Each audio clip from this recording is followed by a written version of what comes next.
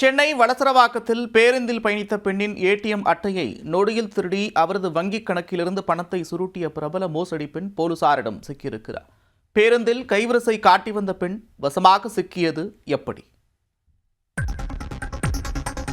பேருந்தில் திருடிய ஏடிஎம் கார்டை கொண்டு முகத்தை மூடியபடி பணத்தை உருவும் திருட்டு பெண்ணின் சிசிடிவி காட்சிகள்தான் இவை.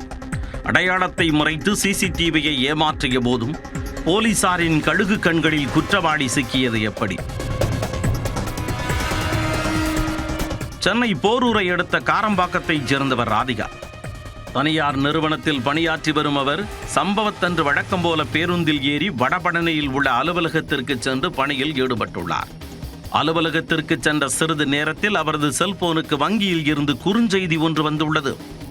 அதில் அவரது ஏடிஎம் கார்டை பயன்படுத்தி 13,000 ரூபாய் பணம் எடுக்கப்பட்டதாக குறிப்பிடப்பட்டிருந்தது.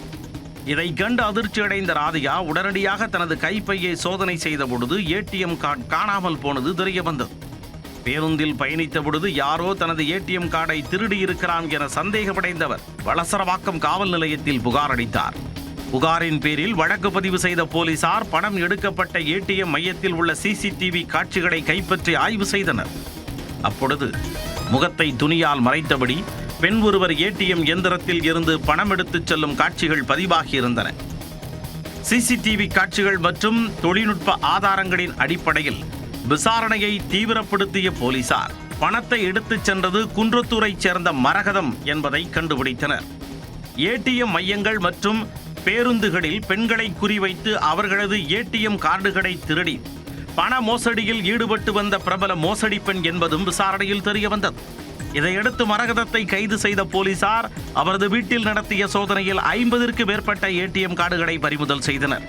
பின்னர் அவரை நீதிமன்றத்தில் ஆஜர்படுத்திய போலீசார் புழல் சிறையில் அடைத்தனர்.